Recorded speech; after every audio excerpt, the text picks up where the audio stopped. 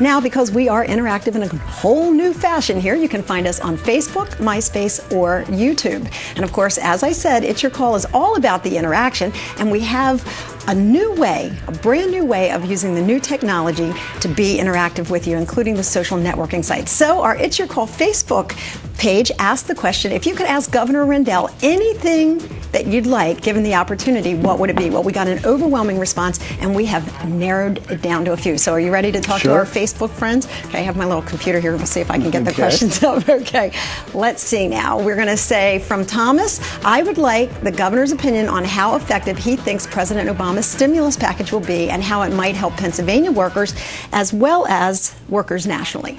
Well, it's interesting. First of all, take Pennsylvania. We're a good microcosm of the stimulus program. We're one of the 16 states that are getting about 70% of the money all told.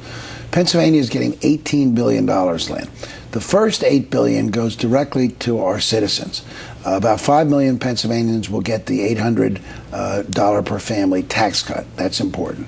About 1.2 million Pennsylvanians are receiving food stamps. They'll get the increase of $32 per month in the food stamp supplement. Now, $32 doesn't sound like a lot of money, right? But it's going to 1.3 million Pennsylvanians, so that's about $38 million a month. Over the course of a year, that's almost $500 million. And food stamps are the best stimulant of all because nobody puts them in their savings account. Everybody spends them at the corner store, at the big market, and then the food distributors get money, and the farmers get money, etc. Again, it's cyclical. Cyclical. Unemployment compensation, a bigger benefit to people who are unemployed, extended benefits. The tax credit, $2,500 if you've got to send your child to college. Well, you may have a two-worker family and one of them may have lost their job and they're thinking, we can't afford to send Mary to college next fall, but the $2,500 tax credit may make all the difference in the world. Then the government gets about $10 million, most of it for our Medicaid program so that we don't have to cut people off of Medicaid, a lot of it for education, and then there's the almost $2 billion that we're getting in Pennsylvania for infrastructure. And that's the biggest job creator of all. Now, when you were here with us at Christmas time, you talked about infrastructure and how that was, in your opinion, one of the keys to bringing the economy back. That by giving money to each of the states to work with the infrastructure, it would create jobs, and essentially once you've created the jobs, then the economy would kickstart itself. Right. And it not only creates jobs, the analysts believe for every $1 billion of infrastructure spending, 25,000 jobs are produced. So if there's $2 billion of infrastructure spending in the stimulus for Pennsylvania, that's 50,000 jobs. Our total job loss since this began is 100,000. So that would make up for 50% of what we've lost. But even better than that, Lynn, when we do infrastructure like bridge repair, that means steel. And when we do road resurfacing, it means concrete and asphalt.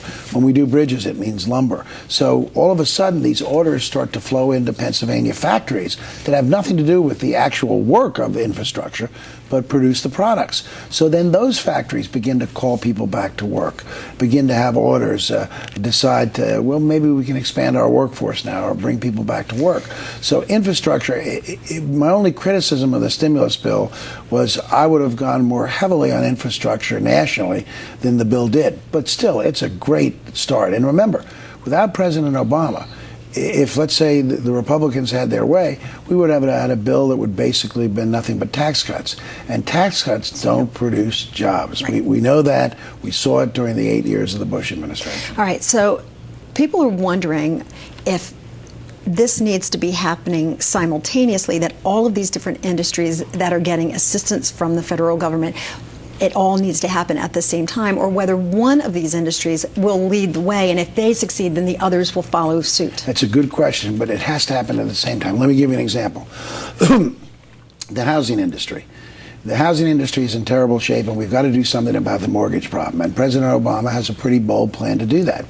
Well, the state of the housing industry affects the job market. We've lost so many jobs in corollaries to housing. So, for example, one of the best cabinet maker firms in the United States, and I know you love kitchen cabinets, right? And a lot of our audience does.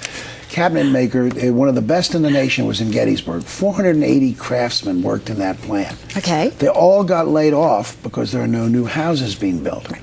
Well, if we can fix the mortgage problem and get rid of those toxic assets, there are going to be new houses being built again, and that's going to bring those cabinet makers back to work. The banks themselves, unless they get rid of the toxic assets on their books, they are loath to extend credit. Those mid-sized businesses live on credit. If you're a business, your receipts come in at different parts of the year. The only way you can keep your business working so that you can order the materials you need and you can pay your workforce every 2 weeks is if you have a line of credit. So once the line of credit returns, because we've dealt with the banking problem, then it creates more jobs. So you have to attack all three of those things at the same time. The job market, getting rid of the toxic assets, and the mortgage problem for home building. You use the term toxic assets, and of course that adds to the term bailout, two things that were not part of our vocabulary a year ago. Absolutely. I mean, is it amazing to you that with the economy the way that it has suffered in the last year that we've actually added words to the dictionary now? Yeah, it is amazing. And it's not just that we've added words, we're dealing with sums of money that would have been beyond the pale a year ago. I mean, I'm advocating infrastructure repair and a federal capital budget to repair our infrastructure over the next 10 years. Well, the debt service on a federal capital budget would be about $90 billion a year. Last year, that seemed like a lot of money. But now, with these trillion-dollar bailouts, $90 billion a year doesn't seem that much. So it's changed the way we look at things. And obviously, we've got to get back to the old accounting. But these programs, as much as some of them gall taxpayers and they gall me, these programs were absolutely necessary. If we allowed the banking industry and the financial industry to collapse, as some people said, it would have thrown this country into a depression that would have lasted for a half a decade, maybe a decade. And of course, all eyes are on Washington and how it's being handled, because the world goes as the U.S. goes, and we're going to talk about that. Sure. But we have to take a quick break. We will be back in just a few minutes with Governor Ed Rendell of Pennsylvania. We'll have more of your questions right after this from the city of brotherly love.